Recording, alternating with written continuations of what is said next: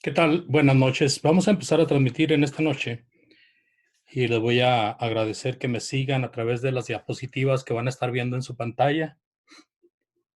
Es una lección muy interesante, hablando de la pandemia que ha estado fuerte en todo el mundo, ha pegado fuerte, ha pegado duro y ahorita es uno de los momentos más difíciles para algunos países como Estados Unidos.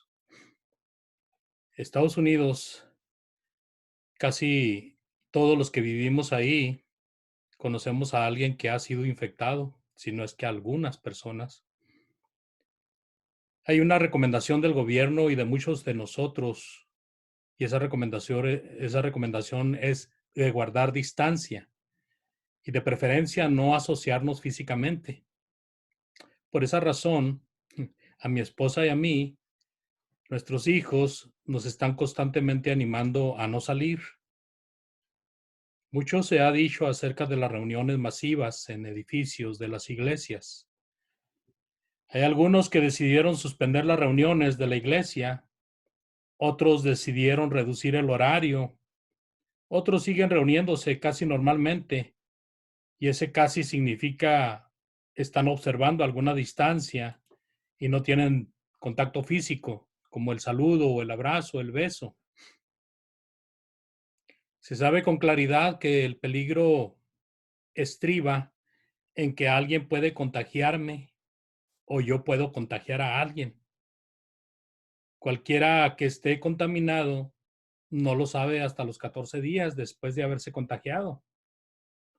Y mientras se da cuenta, si no tomó las medidas enérgicamente necesarias, ya contagió a los que se contagiaron, y los que se contagiaron pueden alcanzar a otros y así sucesivamente. El tener el máximo cuidado requerido por los que saben es lo menos que nosotros que no sabemos podemos hacer por nosotros y por los demás. Ya muchos se han lamentado y siguen otros haciéndolo por haber sido necios a el consejo de no salir de casa y de no tener las precauciones debidas.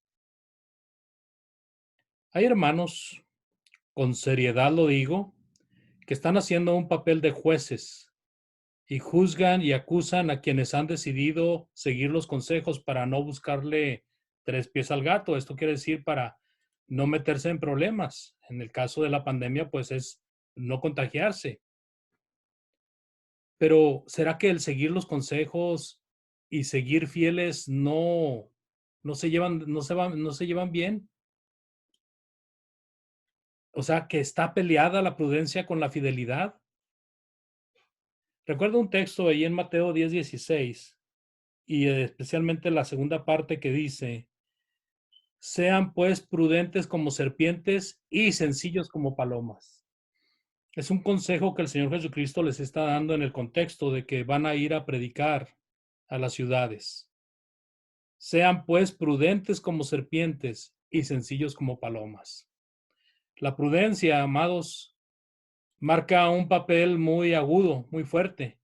Una prudencia que no es fuerte, pues posiblemente no sea prudencia. Vamos a ver algunos significados de prudencia según algunos léxicos, algunos diccionarios.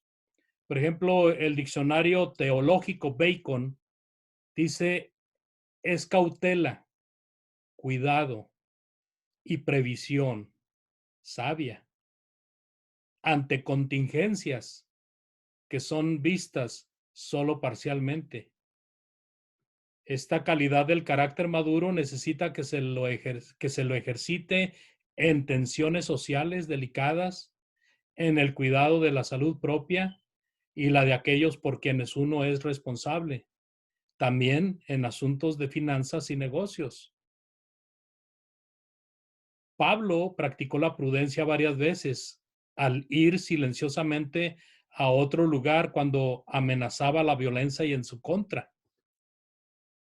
Fue prudente que Jesús enviara a Pedro a pescar para obtener el dinero del impuesto en lugar de rehusarse al pago. Aunque el propósito de Jesús no fue fomentar la deshonestidad, él elogió al mayordomo injusto porque fue prudente al preocuparse por el porvenir, y ciertamente se elogió muchísimo la prudencia en la literatura de sabiduría, especialmente en Proverbios y Eclesiastés. Por ejemplo, Proverbios 14:15 dice, el prudente mira bien sus pasos. Así de que esta es una breve aportación de este léxico Bacon. Pero veamos otro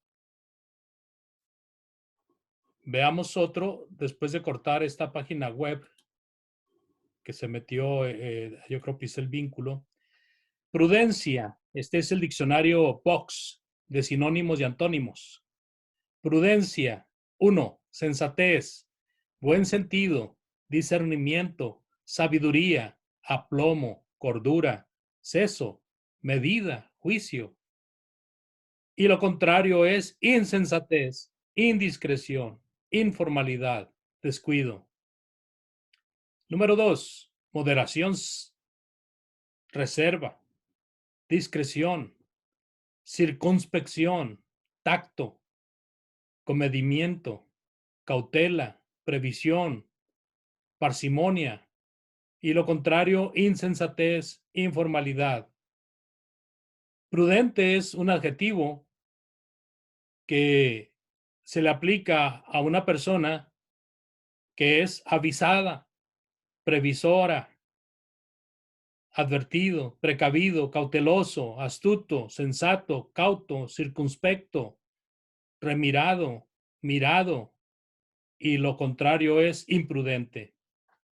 Así de que en este diccionario vemos que se trata de personas que muestran un comportamiento moderado, un comportamiento avisado, un comportamiento previsor, advertido y precavido, y se utiliza cuando la persona intenta prepararse o anticiparse a una situación.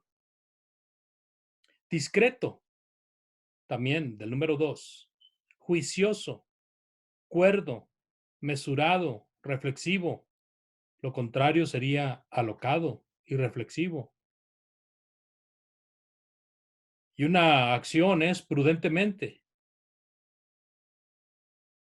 con pie de plomo, con pies de plomo, cautelosamente, despacio, cuidadosamente, con medida. Así que aquí en este diccionario manual de sinónimos y antónimos también encontramos una riqueza en cuanto al significado de prudencia, pero hay uno más que quisiera que viéramos, y es el diccionario Vine, que nos aconseja que también veamos la palabra acuerdo, pero vamos a enfocarnos a la palabra que nos trae en esta ocasión. Cordura. Viene de una palabra, ¿verdad? Es un verbo el verbo es una acción, y viene de una palabra que es sofroneo, relacionado con sofrón, prudente. Eso es lo que significa sofrón, prudente, y se traduce con cordura. En Romanos 12:3, la cita la vamos a ver enseguida de esta diapositiva. Que piense para pensar sobriamente. También en Marcos 5:15, en Lucas 8:35 se traduce en su cabal juicio. También podemos considerar los dos términos, cabal y cuerdo. Nombre. Mientras que el verbo es sofroneo, el nombre es sofrosun, que denota recto juicio de la mente. Prudente, sobrio, apartado, correspondiente a sofrón.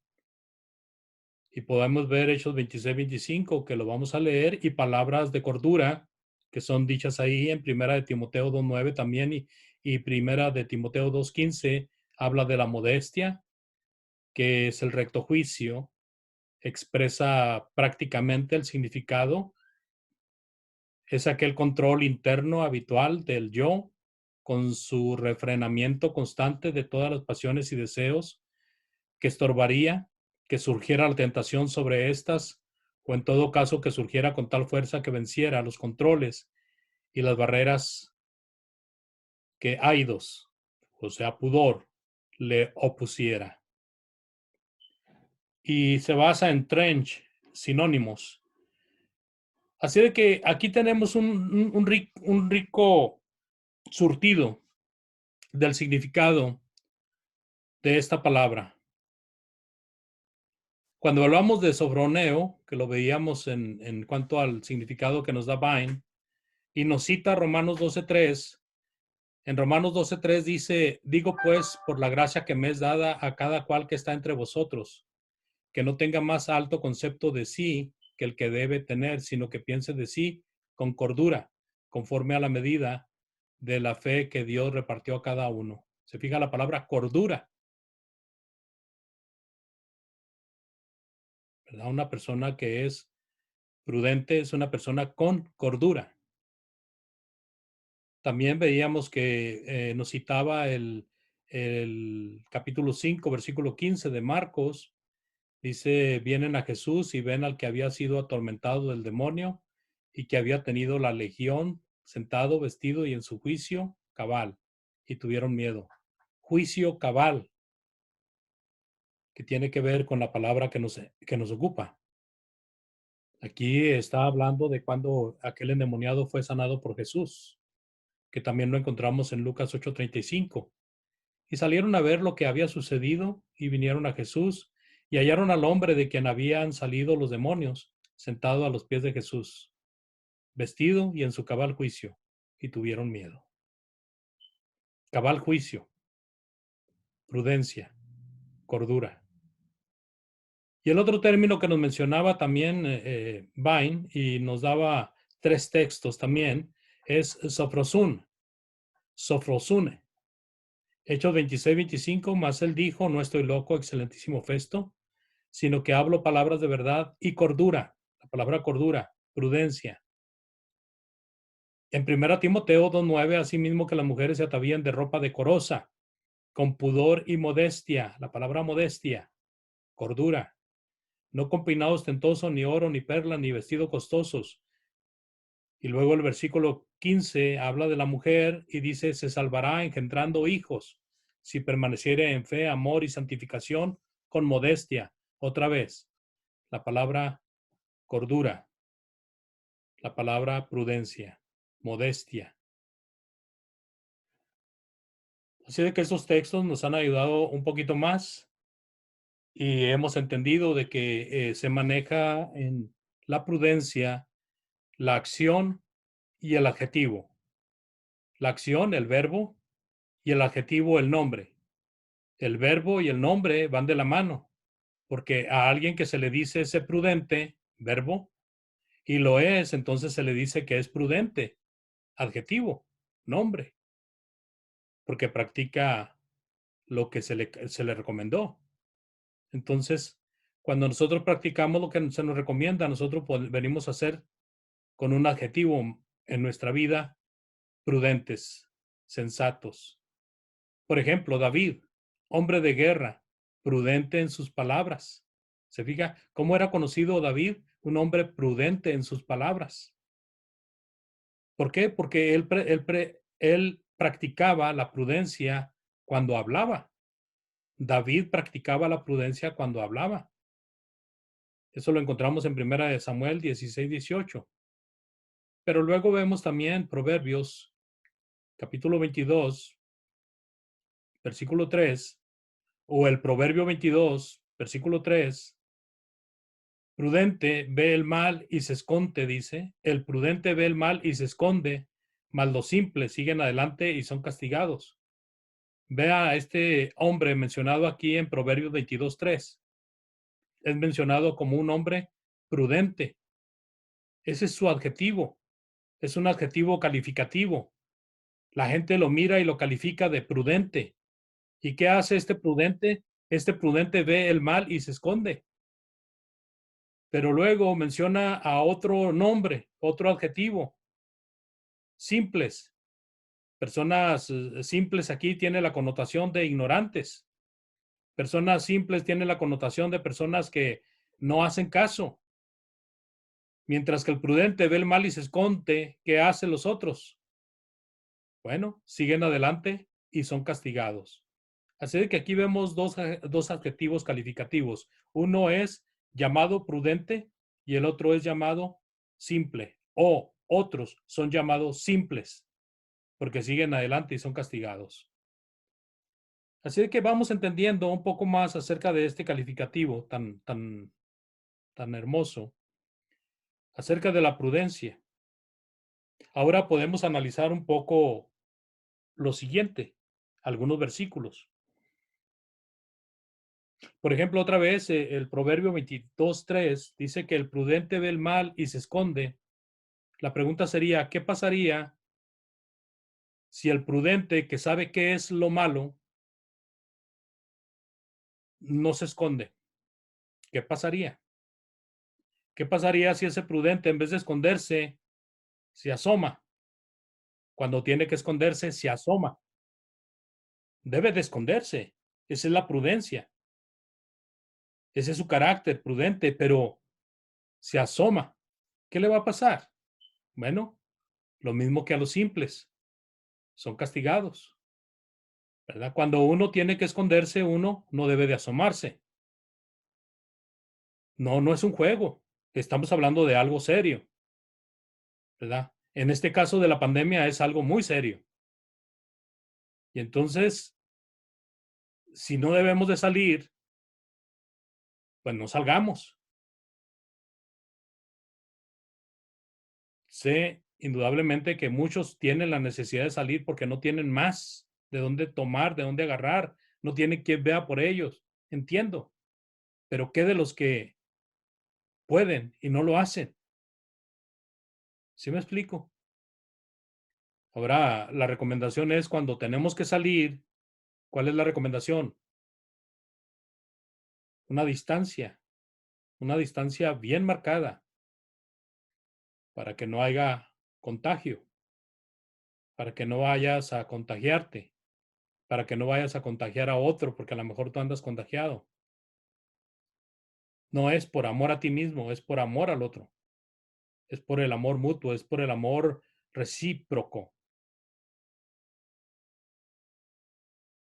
Yo me amo, yo me cuido. Yo amo a los demás, yo cuido a los demás.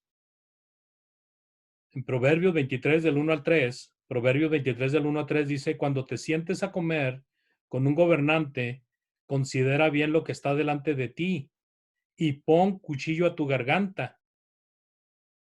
Si eres hombre de mucho apetito, no desees sus manjares porque es alimento engañoso. ¿Dónde está la prudencia aquí? ¿Usted la puede ver? El texto en la pantalla es para que veamos la palabra de Dios y veamos dónde está la prudencia ahí. Bueno, la prudencia ahí es pon cuchillo a tu garganta. El consejo, el consejo ahí es que cuando seamos invitados a comer, no nos demos a conocer porque somos personas de muy buen apetito, sino más bien abstengámonos de comer mucho, de comer demasiado. Pero hay un consejo ahí. Y entonces, ¿qué va a hacer el prudente? ¿Va a poner cuchillo a su garganta o no lo va a hacer?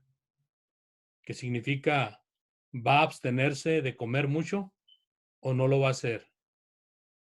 En Proverbios 21:23 dice que el que guarda su boca y su lengua guarda su alma de angustias.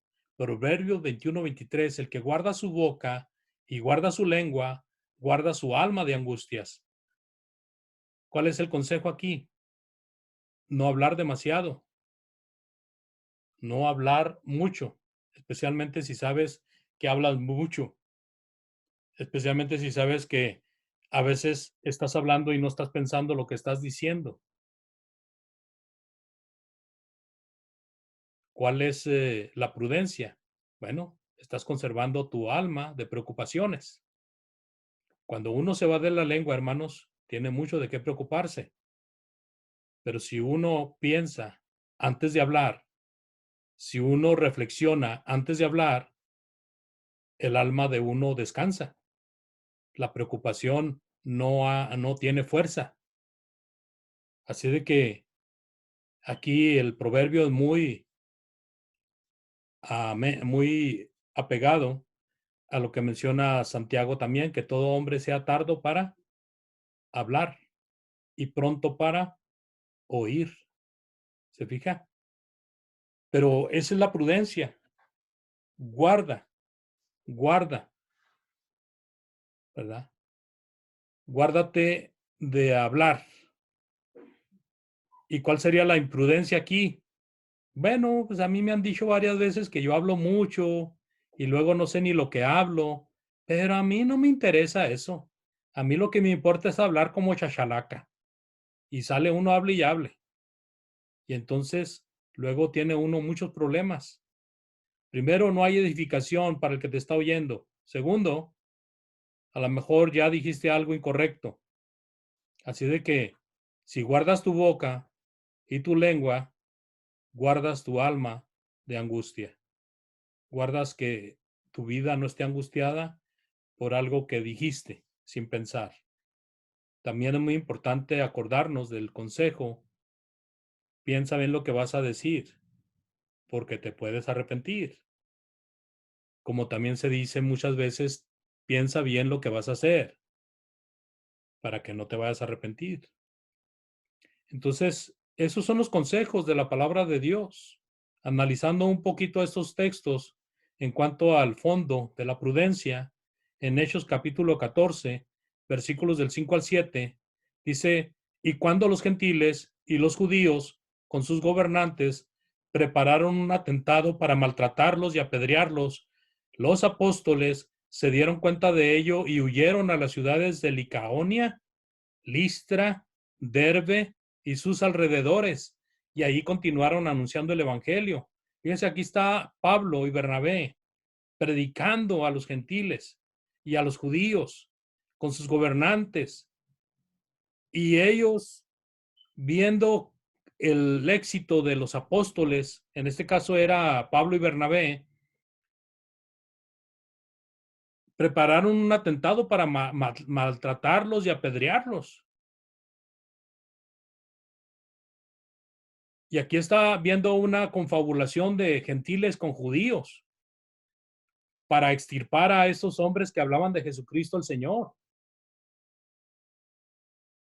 Entonces los apóstoles, ¿qué cree que harían los apóstoles cuando ven que están siendo amenazados? ¿Qué cree que harían? Yo me atrevo a pensar que los apóstoles inmediatamente se pusieron en oración, porque la oración debe de ser la puerta de todo lo que tenemos nosotros que hacer, de todo. Entonces, si los apóstoles estaban pensando en quedarse, orar a Dios. Si estaban pensando en irse, orar a Dios. Yo pienso que los apóstoles oraron a Dios, ¿verdad? Se dieron cuenta de ello y huyeron a las ciudades de Licaonia, Listra, Derbe y sus alrededores. ¿Por qué huyeron? ¿Por qué no fueron valientes y hubieran permitido que los gentiles y los judíos los maltrataran, los mataran? Pero ellos, dice, huyeron. Yo pienso, sinceramente, porque no veo ningún reproche a esta acción que ellos hicieron, yo pienso que ellos actuaron prudentemente y no fueron por su propia iniciativa, sino que fueron aconsejados. Fueron aconsejados, huyeron y se encontraron en las ciudades vecinas,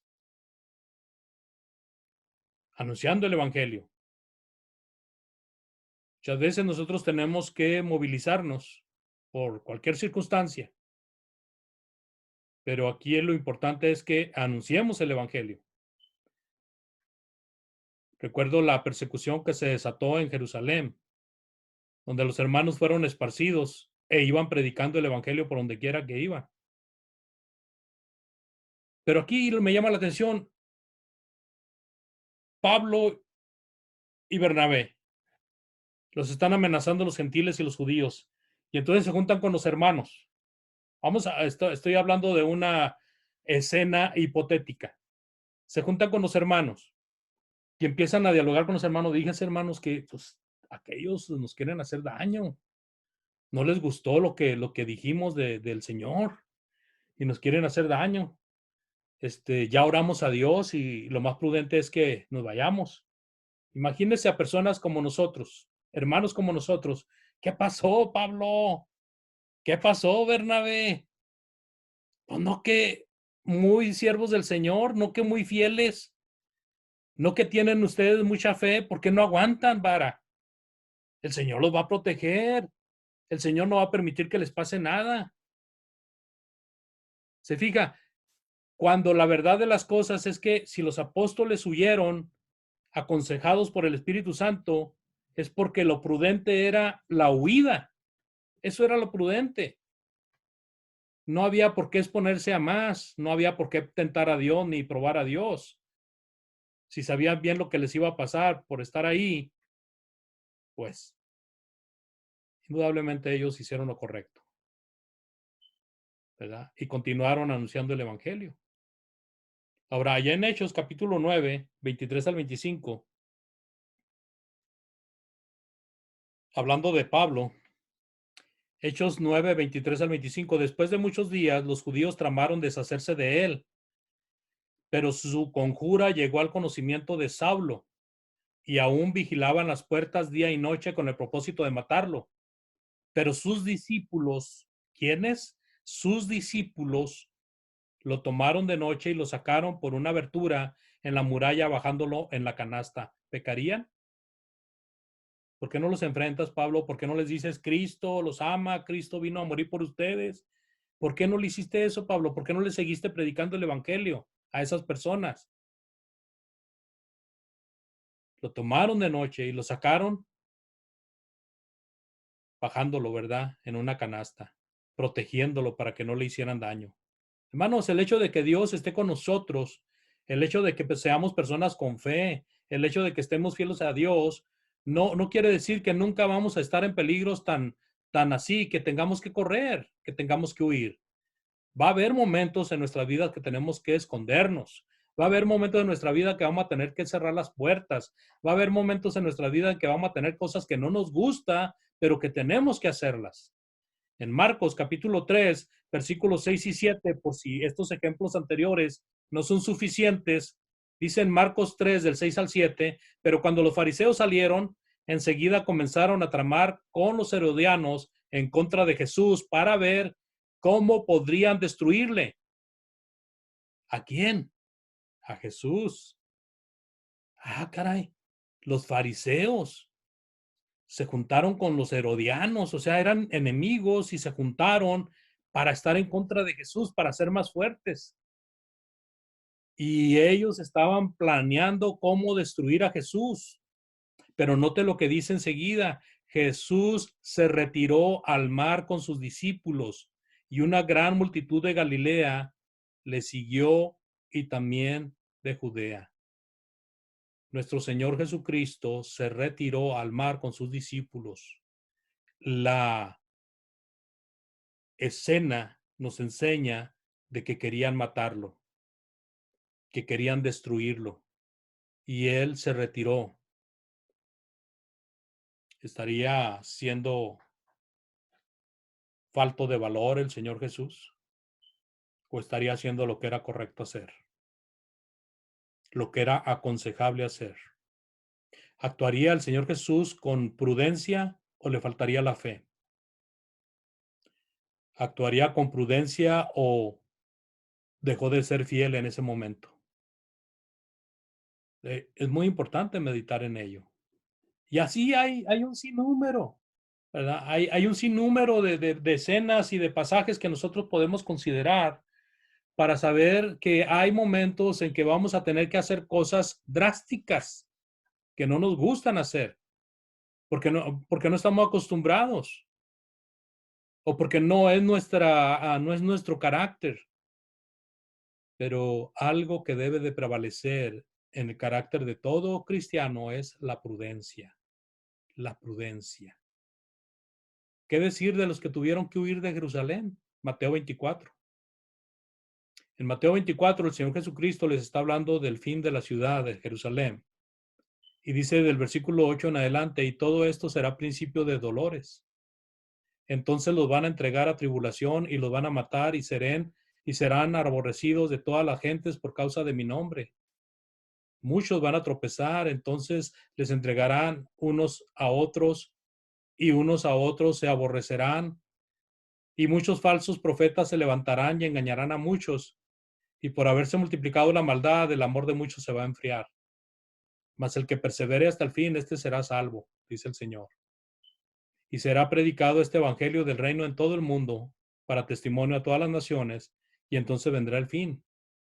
Por tanto, dice el Señor Jesús, versículo 15 en adelante, cuando veáis en el lugar santo la abominación desoladora de la que habló el profeta Daniel, el que le entienda, entonces los que estén en Judea huyan a los montes. El que esté en la azotea no descienda para tomar algo de su casa, y el que esté en el campo no vuelva atrás para tomar su capa. Mas ay de las que estén encintas y de las que críen en aquellos días. Oren, pues, que vuestra huida no sea en invierno ni en día de reposo. Y sigue hablando el Señor Jesús en ese capítulo, pero estos versículos nos van a ayudar a hacer una reflexión muy buena.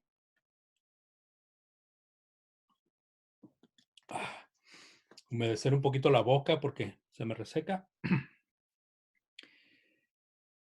Entonces entendamos el trasfondo de esto.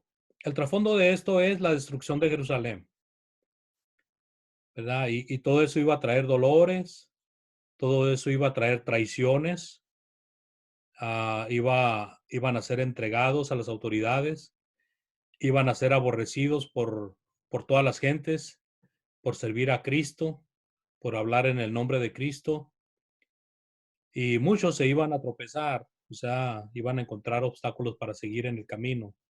Se iban a entregar unos a otros y unos a otros se iban a aborrecer.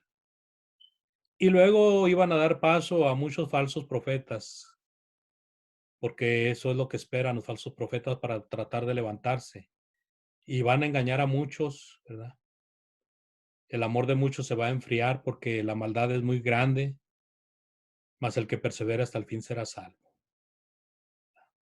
¿Cómo perseverar hasta el fin, Señor? Aquí sería una buena pregunta. ¿Cómo perseverar hasta el fin en esas circunstancias? El versículo 14 dice, y será predicado este evangelio del reino en todo el mundo para testimonio de todas las naciones, y entonces vendrá el fin.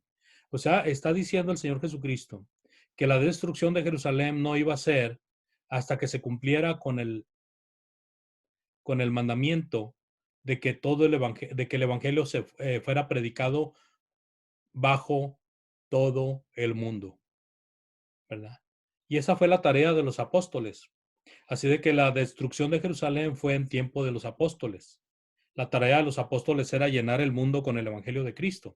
El apóstol Pablo lo manifiesta en Colosenses y en otras partes de las Sagradas Escrituras donde su trabajo había sido cumplido. Pero en el momento de la destrucción de Jerusalén se habla de una abominación desoladora. Abominación porque paganos iban a estar asediando la ciudad de Jerusalén. Paganos, como los romanos eran paganos, eran extranjeros, eran gentiles. Desoladora porque iba a quedar todo desolado, iba a quedar destruido. El profeta Daniel había hablado de ello y había hablado de los reinos y había dicho que un reino iba a prevalecer. Pero uno de los reinos que iba a ser destruido era precisamente el reino de Roma y también iba a caer el reino de Israel, o sea, el hecho de que Dios los tuviera como nación preferida. Cuando los que estaban oyendo a Jesús vieran estas cosas aparecer, ¿qué tenían que hacer? Entonces los que estén en Judea huyan a los montes, o sea, no regresen a Jerusalén. El que esté en la azotea no descienda para tomar algo de adentro de su casa. Bueno, yo estoy agregando la palabra adentro, para tomar algo de su casa. El que esté en el campo no vuelva atrás para tomar su capa. Aquí la pregunta es, si el consejo del Señor es huir, no perder ni un minuto para hacer algo, porque ese minuto es vital.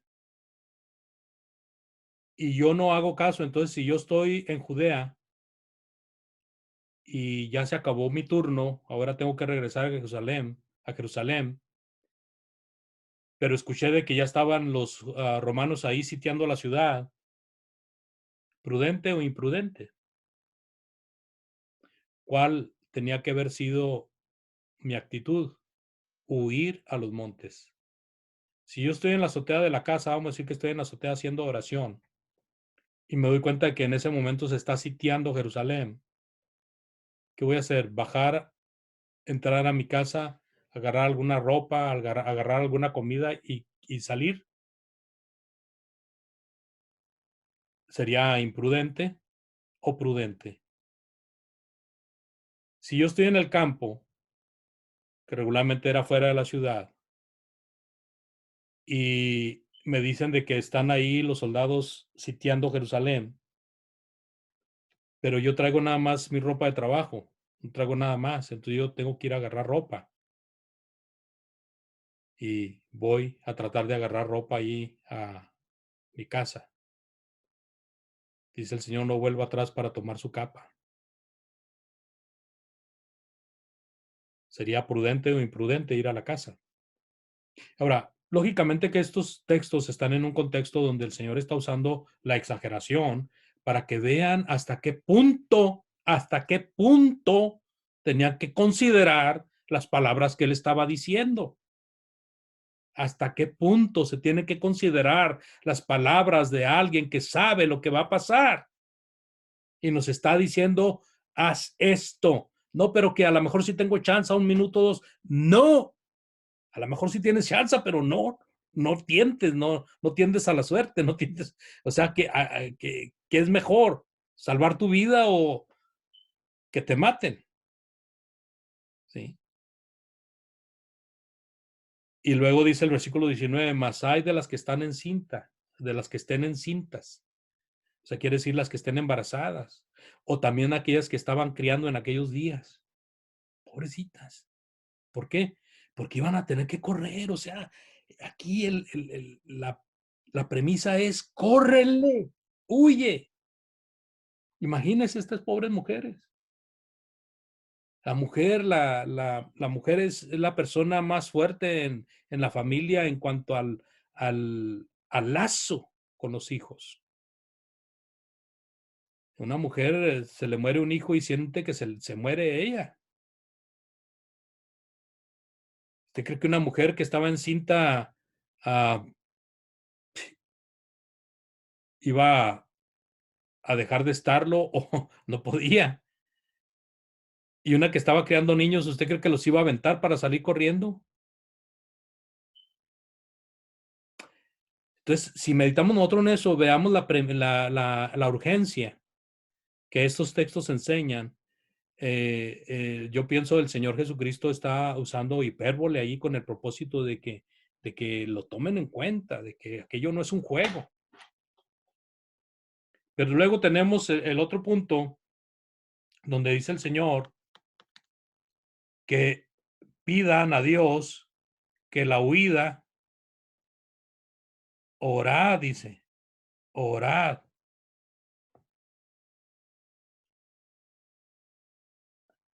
para que vuestra huida no sea en invierno ni en día de reposo.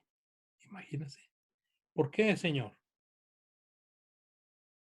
Bueno, en invierno porque pues iban a andar huyendo y posiblemente no iban a tener un lugar seguro donde quedarse.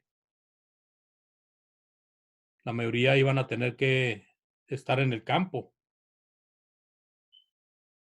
Y en día de reposo, Señor, bueno, en día de reposo, porque el día de reposo, ¿qué hacía el judío? En día de reposo, por mandamiento de Dios, el judío se guardaba en el templo, ¿verdad? Haciendo las cosas propias que se hacían en el templo en el día de reposo, ¿sí? Y aquí la pregunta sería, bueno, Señor, ¿y qué tal si sitian a Jerusalén un viernes en la noche? pero déjeme acabo el pensamiento anterior. Entonces, si hubiera sido eso en un día de reposo, la mayoría de los judíos, si no es que todos los judíos, iban a estar en un solo lugar y ahí iban a quedar atrapados. Hasta muerte o hasta que se entregaran y que los atraparan. Pero poniéndola de otra manera, si el sitio a Jerusalén es en viernes, ¿sí? Y entonces el reposo les toca que andan huyendo, no pueden regresar a reunirse, no pueden regresar a estar en las cosas propias del día de reposo en el templo. Y celosos que eran los judíos, hubieran sido prudentes o imprudentes.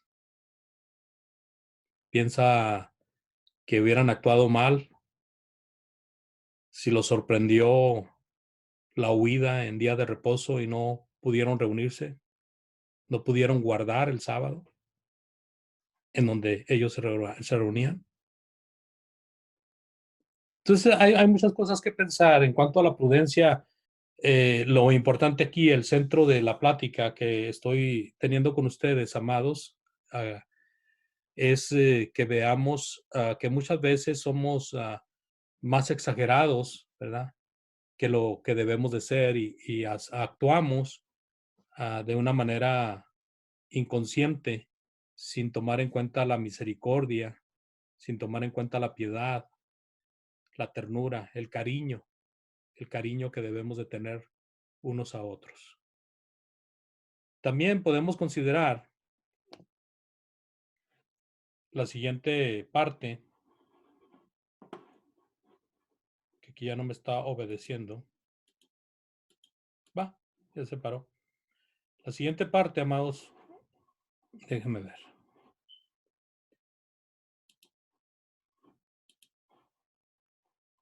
Permítanme un segundo. Ok, es que aquí tengo que agarrar el punterito aquí. No, no está aquí el puntero. Bueno.